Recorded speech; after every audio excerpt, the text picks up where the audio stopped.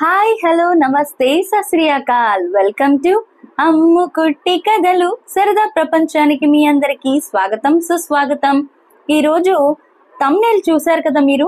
అసలు జలదానానికి ఉన్న ప్రాముఖ్యత ఏంటి, జలదానం చేయకపోతే వచ్చే నష్టం ఏంటి, దీని గురించి పురాణం ఏం చెప్తోంది అనే విషయాలని ఈ పాడ్కాస్ట్ లో వినండి. ఈరోజు మన పాడ్కాస్ట్ టైటిల్ పేరు జలదానం. సనాతన ధర్మంలో జలదానానికి విశేషమైన ప్రాముఖ్యం ఉంది. ఉగాది నుంచి వర్ష ఋతువు వచ్చే వరకు ప్రతి హిందువు తనకు తోచినంతలో జలదానం చేయాలని శాస్త్రవచనం.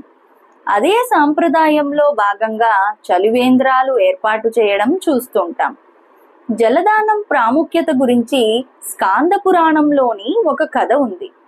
హేమాంగ అనే ఒక మంచి మహారాజు ఉండేవాడు. ఆయన దానశీలుడు, ఎన్నో దానాలు చేశారు.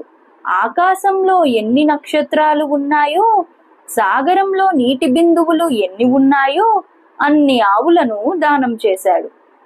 వీటితో పాటు బ్రాహ్మణులకు, పేదలకు, వికలాంగులకు కావలసినంత బంగారం, వజ్రాలు, భూములు, ఇళ్ళు విపరీతంగా దానం చేశాడు.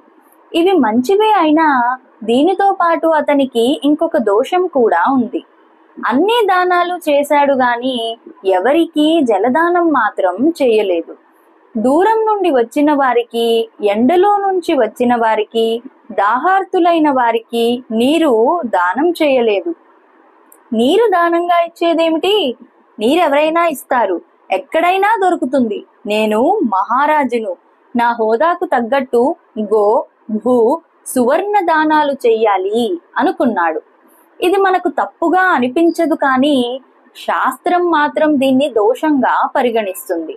దాహార్తులకు నీరు ఇవ్వకపోవడం వలన జాతక పక్షి జన్మ 3 సార్లు వస్తుందని శాస్త్రం. దానం ఇచ్చే సమయంలో అందరినీ సమానంగా చూసేవాడు. ఇక్కడ సమానంగా అంటే పాత్రులా అపాత్రులా అన్నది పట్టించుకునేవాడు కాదు. అందరికీ అన్ని దానం చేయకూడదు. ఎవరికి ఏది ఎంత అవసరమో అది అంత మాత్రంలోనే దానం చేయాలి. పండితులకు, మూర్ఖులకు, పేదవారికి, వికలాంగులకు అందరికీ సమాన సత్కారం. మంచి పండితులకు ప్రాముఖ్యం లేదు. నిజమైన పాండిత్యం లేని వారికి, డాంబికాలు, దర్పాలు, దుష్టమైన బ్రాహ్మణులను కూడా విచారించకుండా దానం చేసేవాడు. మహారాజు చేసే ప్రతి పని ప్రజలు గమనిస్తారు, అనుసరిస్తారు. అయోగ్యులకు సత్కారం చేస్తే ప్రజలు అతన్ని పండితుడని అనుకుంటారు. అతని తప్పుడు మాటలకు ప్రభావితం అవుతారు. అందువల్ల హేమాంగుడికి అయోగ్యులకు దానం చేయడం చేత దోషం అంటుకుంది. దుర్మార్గులకు తెలిసి దానం చేసినా తెలియక చేసినా అది మహాపాపం. ఈ దోషాల వలన ఇన్ని దానాలు చేసిన హేమాంగుడు పాపం అనుభవించడం కోసం కుక్క, గాడిద, పంది లాంటి ఎన్నో నీచమైన జన్మలు వచ్చి తరువాత బల్లి జన్మ వస్తుంది. చేసిన పుణ్యం కూడా ఊరికే పోదు. అందుకే ధర్మిష్టి, నియమనిష్టలు, భగవద్భక్తి, మహాత్ములకు సేవ చేయడం వంటి సద్గుణాలు కలిగిన శృతకీర్తి అనే రాజు ఇంట్లో బల్లిగా పుడతాడు.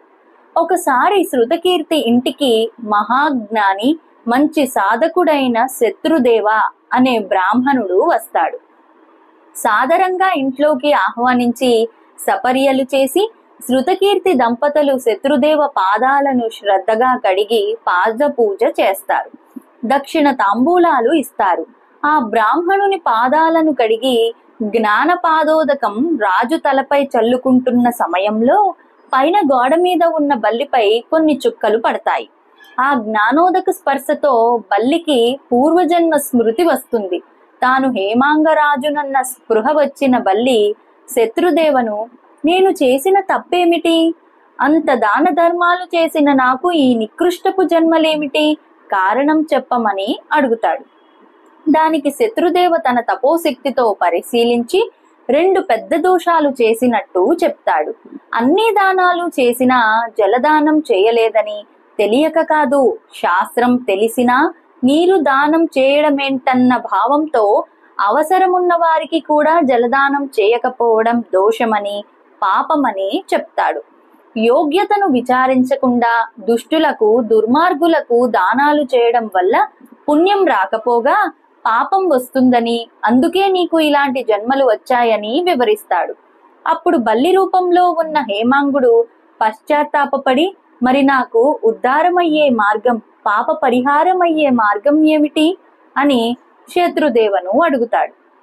కరుణించిన శత్రుదేవ తన పుణ్యంలో ఒకరోజు వెంకటాచల యాత్ర, స్వామి పుష్కరిణీ స్నానం, శ్రీ వరాహస్వామి దర్శనం, శ్రీ శ్రీనివాస దర్శన ఫలం హేమాంగుడికి దానం చేయగా దానితో అతని పాప ప్రక్షాళన జరిగి అతనికి బల్లి శరీరం నుండి విముక్తి లభించి సాధారణ శరీరం పొంది ఉద్ధరింపబడ్డాడు. మనుష్యులే కాదు, మన చుట్టూ జంతువులు, పక్షులు, మొక్కలు, చెట్లు అనేకం ఉంటాయి. వాటికి ఒక్క వేసవిలోనే కాదు, నిత్యం నీటి అవసరం ఉంటుంది. కాకపోతే అవి మనలాగా నోరు తెరిచి అడగలేవు. మనమే కాస్త ఆలోచించి మన ఇంటికి వచ్చిన వారికి కాసిన్ని నీరైనా తప్పక ఇవ్వాలి. మన చుట్టూ ఉండే జంతువులకు, పక్షులకు, మొక్కలకు నీరు పెట్టాలి. కథలో సారాంశం అర్థం చేసుకోండి, జలదానం చెయ్యండి, అభివృద్ధికి నోచుకోండి. సర్వం శ్రీ కృష్ణార్పణమస్తు. లోకా సమస్త సుఖినో భవంతు. కథ నచ్చితే తప్పకుండా లైక్ చేయండి, మరింత మందికి షేర్ చేయండి, ఛానల్ని సబ్స్క్రైబ్ చేసుకోండి సరికొత్త వీడియోల కోసం. నమస్కారం.